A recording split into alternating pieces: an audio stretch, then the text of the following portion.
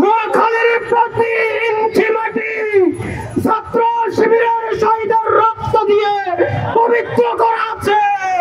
সংগ্রামী সাথী ও বন্ধুগণ, আপনারা জানেন গতকাল নোয়াখালীর ন্যাসপুর ইউনিয়নে সন্ত্রাসী যুবদল, ছাত্রদল এবং বিএনপির সন্ত্রাসীরা ইসলামী ছাত্র শিবিরের পবিত্র কোরআনুল কারিমের দাওয়াত অনুষ্ঠানে অত্যন্ত নৃশংসভাবে হামলা করেছে। তারা আমাদের 40-এর অধিক ভাইকে রক্তাক্ত করেছে। নোয়াখালীর প্রতি ইঞ্চি মাটি ছাত্র শিবিরের শহীদের রক্ত দিয়ে পবিত্র করা আছে। এই পবিত্র মাটিতে কোরআন বিদ্বেষী, ইসলাম বিদ্বেষী যুবলীগকে আমরা বরদাস্ত করব না। আমরা স্পষ্ট ভাষায় বলতে চাই, যেই যুবলীগের সন্ত্রাসীরা, যেই যুবদলের সন্ত্রাসীরা কোরআনের প্রোগ্রামে হামলা করেছে, আজকে রাতের মধ্যেই তাদেরকে গ্রেফতার করতে হবে।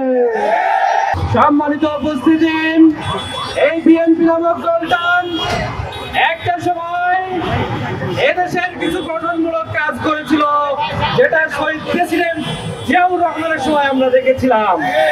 কিন্তু বর্তমান সময়ে এই সংগঠনটা একটা একটা জাহিলি সমাজ গড়ার জন্য কাজ করে যাচ্ছে। আমরা কি দেখলাম?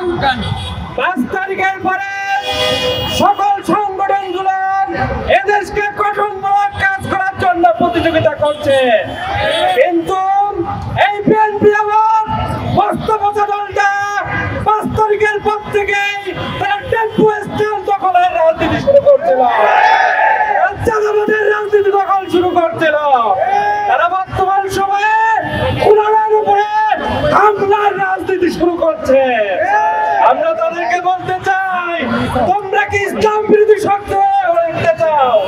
তোমরা যদি ইসলাম বিরোধী শক্তি হিসেবে নিজেদেরকে গড়ে তুলতে চাও, তোমরা জেনে রাখো আমরা ইসলামের পক্ষের শক্তি হিসেবে গড়ে উঠতে চাই।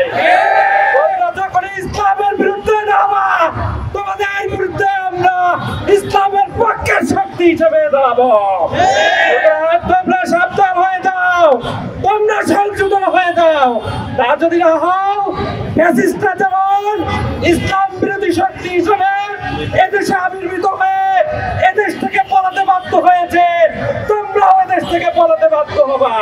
কোরআনের কর্মসূচির উপরে আক্রমণ শুরু হয়ে যাবে। আমাদের কোরআন আরো বেশি বেশি করে ধারণ করতে হবে। বাংলাদেশে নতুন ধারার রাজনীতি শুরু হয়েছে। এই নতুন ধারার রাজনীতিকে আপনারা গ্রহণ করেন, কিন্তু আমরা দেখতেছি আপনারা সেই আগের ধারায় রয়েছেন।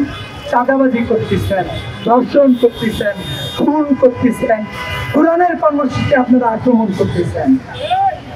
এ ধরনের কার্যক্রম পরিহার করার জন্য আহ্বান জানাচ্ছি। অন্যথায় ইসলামী ছাত্র শিবির বাংলাদেশের মানুষের যে চেতনা তৈরি হয়েছে, বাংলাদেশের মানুষকে সাথে নিয়ে এ ধরনের সকল অপরাজনীতিকে আমরা বাংলাদেশ থেকে বিতাড়িত করবই করবো ইনশাআল্লাহ।